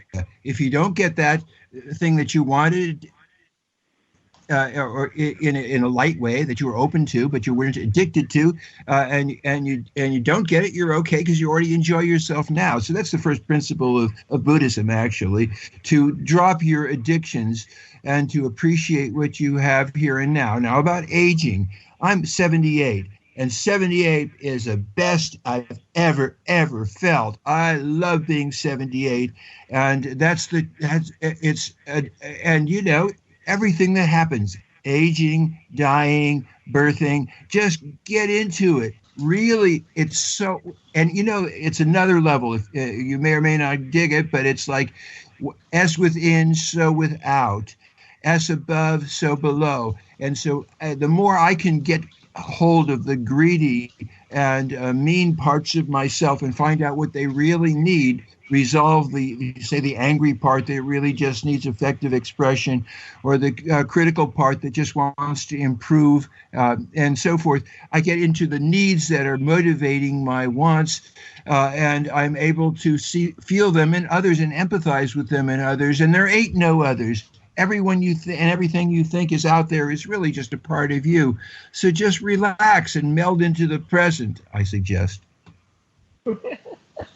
And I witnessed on we have people that they have stuff going on and they blog it, right? So I witnessed my other co-host Teresa J. Morris, her daughter Ginger Gigi had stage 4 cancer, and so she was at the end. She was blogging everything, and she was looking into the camera, and she was out and selecting her plot. It's like when she finally surrendered to it. The last, 48 hours of her life, she was in this bliss, and my mind was blown. And she said, "I'm so excited. I did this, I did that, and every day." She was a very, very Christian, and she goes, "Thank you, Jesus. I get another day. Thank you." And I was blown away. I was just amazed at this young 45-year-old woman and how profound her information was and how brave it was. So she learned how to live in the now, completely in the now, and she enjoyed each and every moment. And, so I guess that's all we can do, because none of us know if we're going to wake up tomorrow. None of us know if we're going to end up, making to sundown. So like this appreciation, let's just do that. What do we appreciate? Thomas, what do you appreciate about this life? Even though there's all this stuff is shit, but what do you appreciate about your life? My wife, who shares my life. Uh-huh. I mean, that's what it's about, is family and friends, isn't it? And being. I think so. Because that's how you measure your own abilities, is, for me anyways. Right. So you have a wonderful wife, and you guys share your life. And, I got great kids. You have kids, yeah. Do you have grandchildren? 2 granddaughters. Oh my God! See, so, and then you have. That's the reason I get on the radio myself, is to make people aware. And if you want anything for your grandkids to have any kind of a life like we have, it's got to be taken care of now. Yeah. So, that's one of the major reasons I do radio. Yeah, because I think that there's something. I don't know what. I don't need to know the answer. I just get up and I do today. And today, it's doing a radio show. We're going to talk about this. We're going to create awareness about this. And, this show will go out there. And I get feedback all the time. And it's just, I think everything's just magical, because there's definitely higher forces in effect here. I'm in this matrix. I can't see everything because I'm inside this box, right? I can't see the whole big. I just, take one step after the other, and I think, we're gonna turn this around. This is the dark night of the soul, but the sun will come out tomorrow. So it's a possibility. We should be. Yeah. We should hope for the best and prepare for the rest. Right. Yeah. I don't know. I think for me, the most profound message was when I was sitting there, and all of a sudden I had my 3 phones. They were all together getting charged, and they went off at the same time. And I looked at it and I go, "What's going on?" And it said, "Inbound missile. You've got 15 minutes. We've got 15 minutes to live." And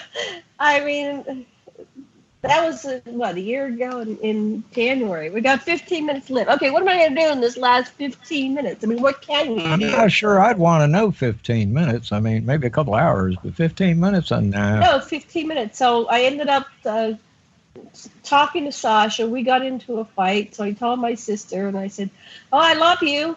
This is it. This is the last seconds of my life." Supposedly, I wonder what it's going to feel like when the bomb hits. Am I going to feel anything? So you get into these things, and it's like, wow. But that didn't happen. So what? Did we all pray and it not happen?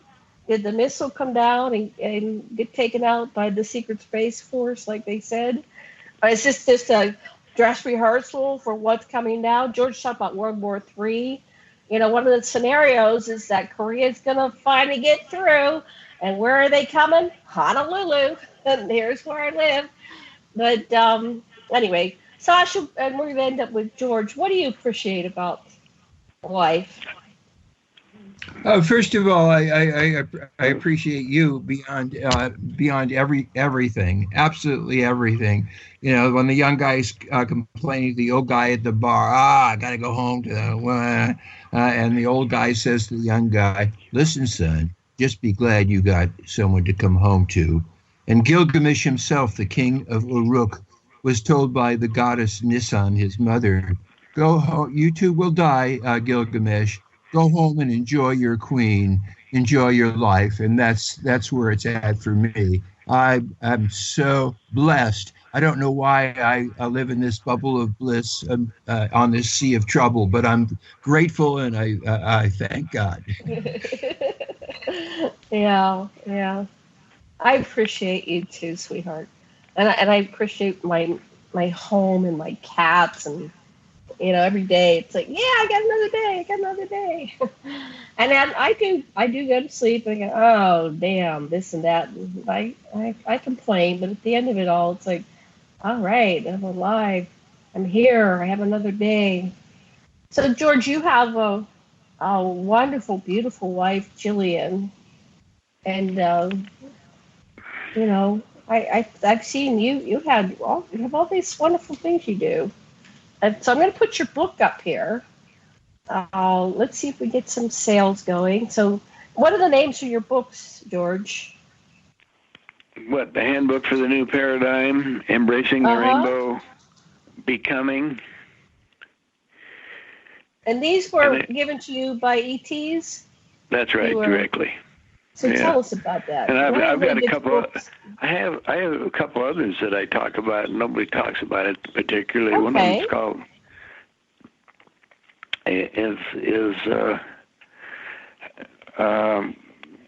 we just assembled a couple of them together. I gave you the handbook, but we've got the other one that is Conspirators Hierarchy, the Committee of 300, the 300 people that are taking over the world. And that was, we put that together and that all went out. Then after that, it was Embracing the Rainbow and then Becoming. These things are going out here in different directions. And then the one that I think most people would get along with, especially if they're going on the spirit, is the Spiritual Laws and Lessons of the Universe. That's a fascinating book because it goes into... it's actually, the author of that book is Christ.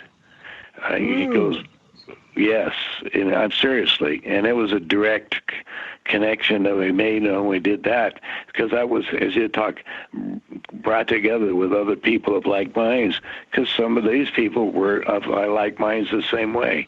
But anyway, Spiritual Laws, it's got some fascinating, a couple of them I joke about on the so-called 10 Commandments,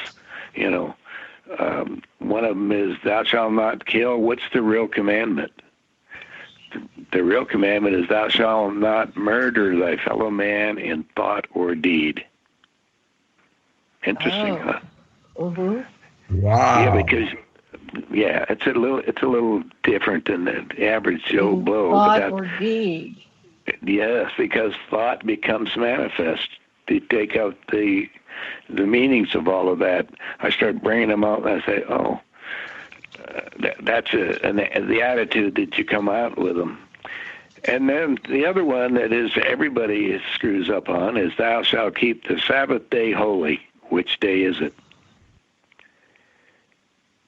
Oh, you asking me? It depends on your faith. The some people it's Saturday, Sunday. But what's your answer? Every day. Give thanks to the creation. That's it. That's what I thought.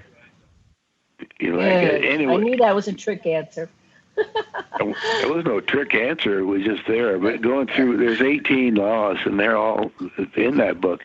And we're actually, people are interested when they get in it because it goes into great detail on a one-on-one basis between the receiver of the information and Christ, however you want to lay it at this point. Mm-hmm. And you find out that through that, and this is a 400-page book to give you an idea. And again, it's on Amazon, so you can get it. or on our website too, the same way. But yeah, I'm looking on your site. I'm looking to see where I could just choose another one for us, George. Let's have another one of those. I love them. Give us another one. Yeah. Okay. Oh, I mean the laws. You mean? Yeah. Mm-hmm.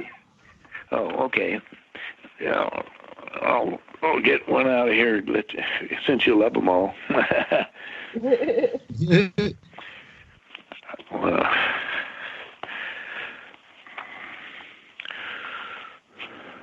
Okay, here's your books. I'm looking on your website. Okay, I'm gonna give you the question and the answer. It's all the same things like that you were talking about, and things about it. So here's number 11, vanity. That's just a word. First, we will define vanity, the condition or character of being vain, conceit, arrogant self-esteem, ambitious display, the quality of some state of being fruitless, useless, etc., which is vain or unsubstantial.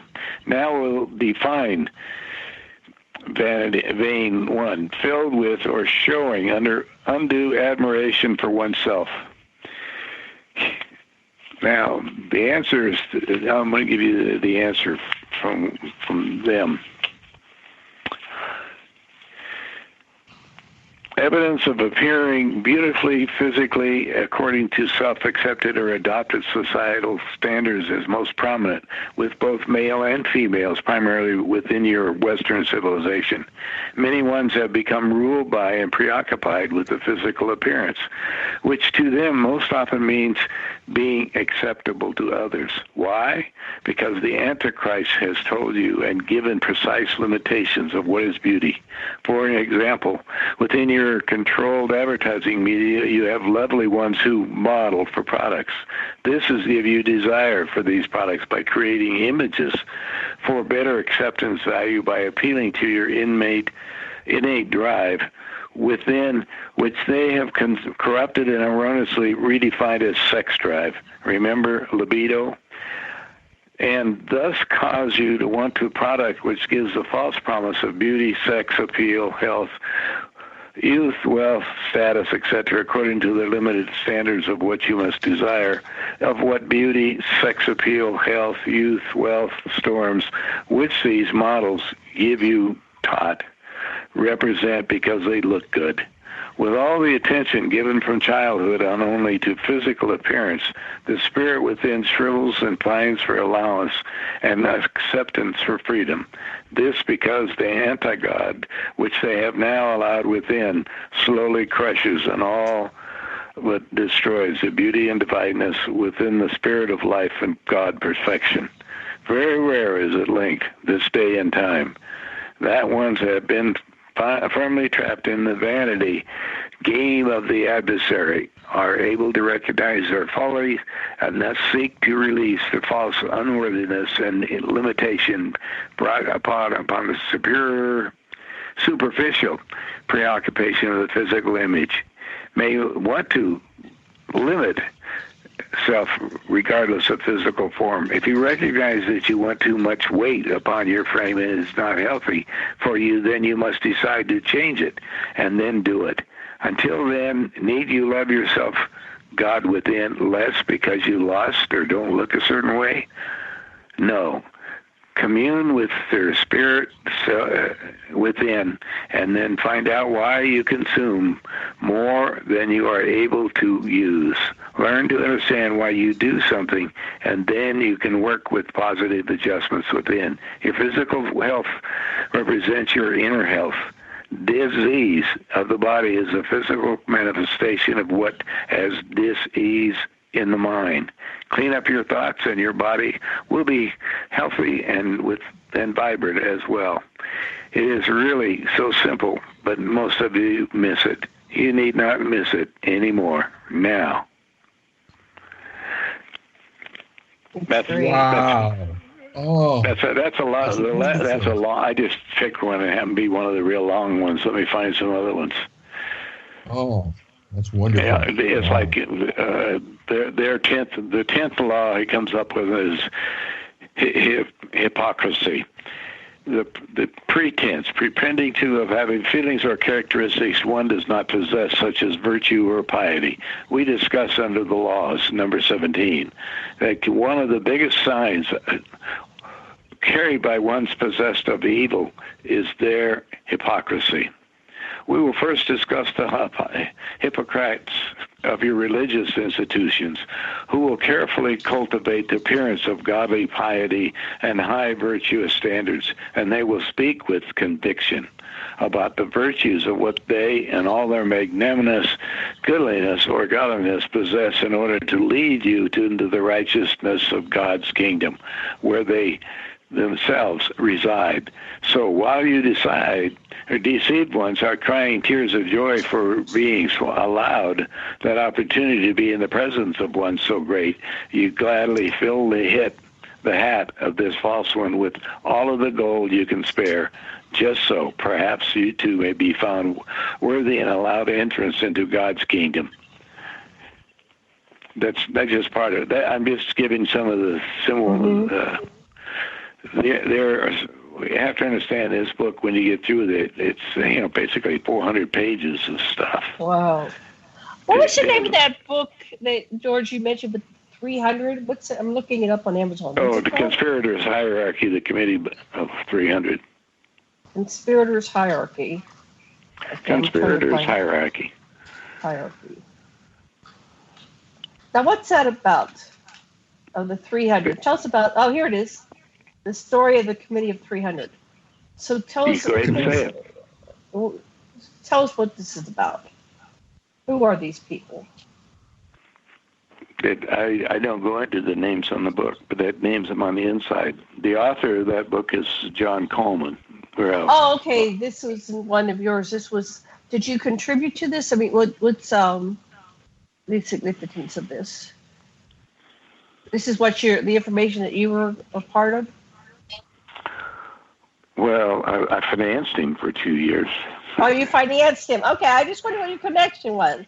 Okay, so, and so what's he saying? What's he saying about these 300 people? Because we've been hearing he shows how they got into the position and how much it is all over. It was really one of our first books that sold over 10,000 copies. But it was really heavy, because it was interesting, because people were saying, well, somebody up there leads everything, but who is it? It's kind of like... that's what I always want to know. Well, it's kind of, buy the book. So you financed this person, and you were... So he researched it. Did you do any of the research with him? Or you just... No, I didn't do anything. He was doing stuff on his own. He was doing a little newsletter. He lived up by San Francisco, and I went up there and I talked to him. He lived in a little in a farmer's, a little trailer they have. He lives in a trailer out there with his wife and his son, and he was out trying to sell somebody. Now, trouble with John was a British MI6 agent. So to give you an idea, his information is exposing all of the bad guys in the world, and that's from MI6. So you get through reading that book, and then you get an understanding of who and what's really running this place. So they look at it. Well, then they come back. I come back to the spiritual laws.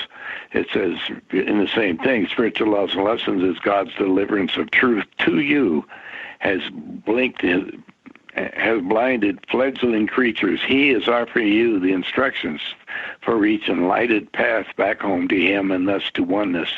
You learn how to recognize the Antichrist, that which is against God, and therefore against life within you, and why through your gift of free will, you will allow the Antichrist within your temple of God. You will learn about what are the deadliest sins, errors committed by you, and also about the nature of your personal responsibility for all the consequences and experience within the manifested physical illusion. Now, if you understand when I'm saying this stuff, that's directly from the guy upstairs. Oh, I understand. It goes right to, I feel it directly. It's right on. I love hearing this stuff. Did you read the whole back page on the description of the book? Yeah, you would love this one because it goes into it. 400 pages of now it's written by Lord Michael St. Germain, Sananda, which is Christ, and Druthia. But you get through reading it, you can see somebody that's gone through all the problems in the world and has made it through it. And it's probably one of the better books. Well, I tell people, if you want to go look at it, people walk around with their Bible, but they don't realize the Bible's been changed, 200 times, just the King James Bible. And they just changed words around that much. Well, I studied King Jamie, and he was he was crazy for one thing. People kidnapped him. Earl Grey staged this phony actors doing a witches' coven. So King Jamie, when he was king of Scotland, went around trying witches, and if the jury found him innocent, he'd burn all the jury as witches. I mean, he was crazy, and he wrote other than the King James Bible. It's awful. I know it. But that's how the people have done it. That including, like I say, we just mentioned that. I tell people the spiritual laws because we were putting it out so people, there's so-called 10, there's 18. But in this particular book, it also has about 200 pages of application of them on how they fit into life and how you fit.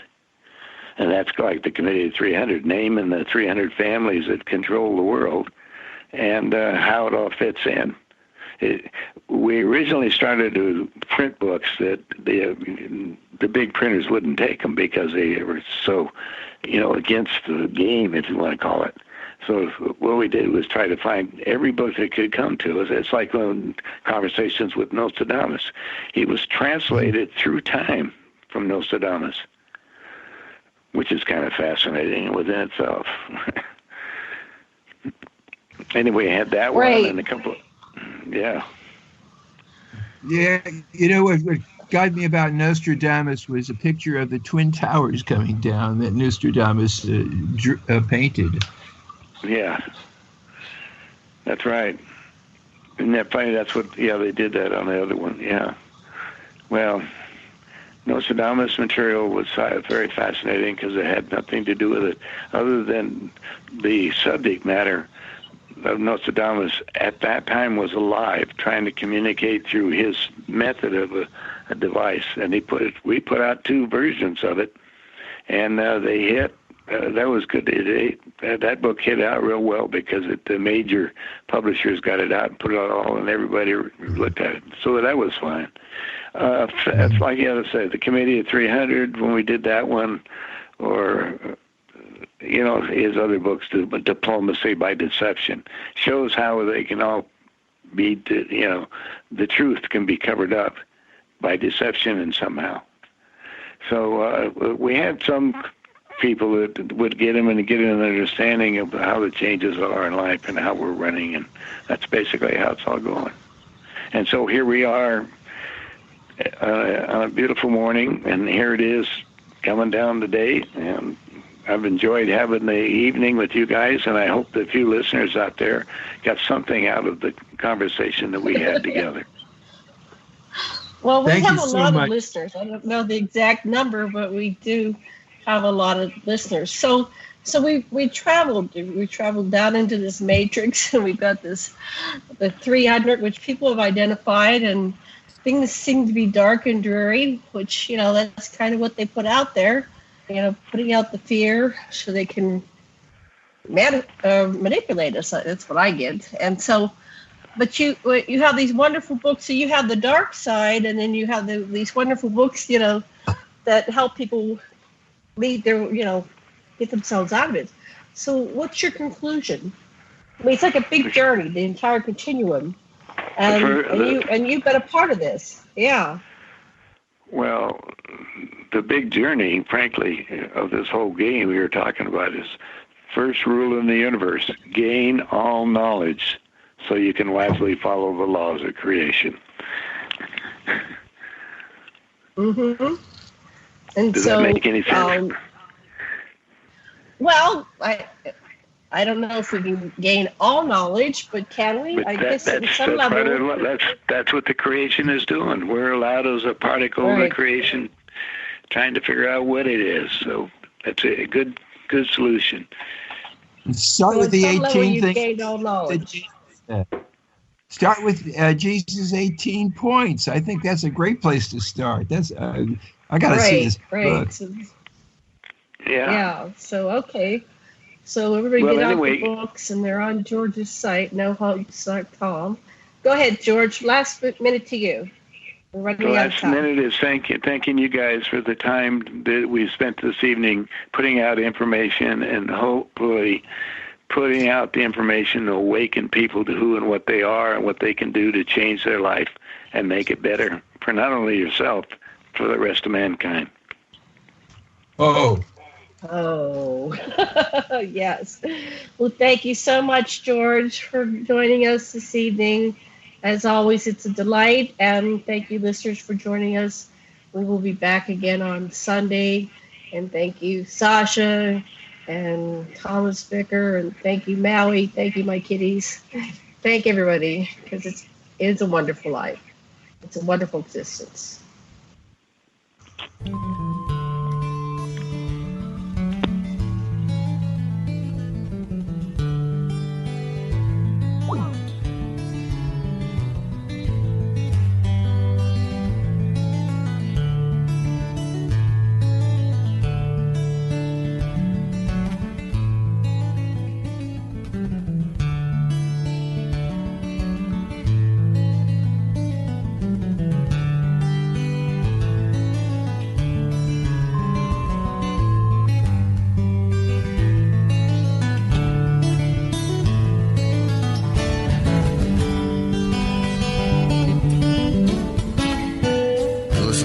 Radio at freedomslips.com, and we'll be right back after this message.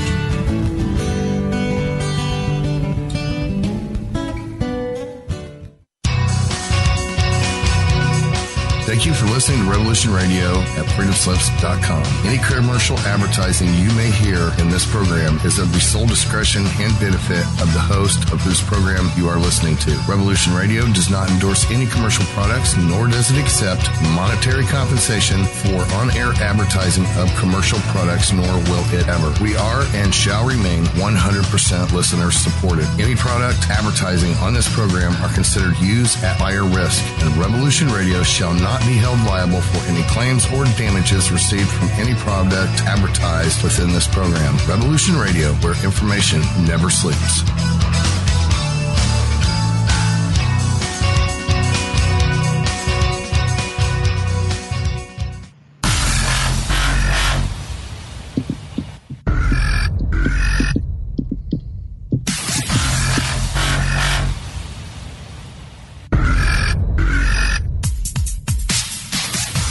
Thanks for tuning in to Revolution Radio. Here at Revolution Radio, we are listener-sponsored and commercial-free. But there still are bills to pay. In order to raise some needed funds to cover the cost, our station is offering a silver special. In the continental United States for a $60 donation, or in Alaska, Hawaii, or Canada for a $70 donation, we will send you an uncirculated 2018 1-ounce pure silver Eagle. The $70 donation, the extra 10 is to cover shipping, by the way, outside of the continental United States. When making the donation, you must put Silver Eagle promo in the notes on the donation. And thank you for tuning in to Revolution Radio at revolution.radio and freedomslips.com. Without you, there is no less. Revolution Radio, where information never sleeps.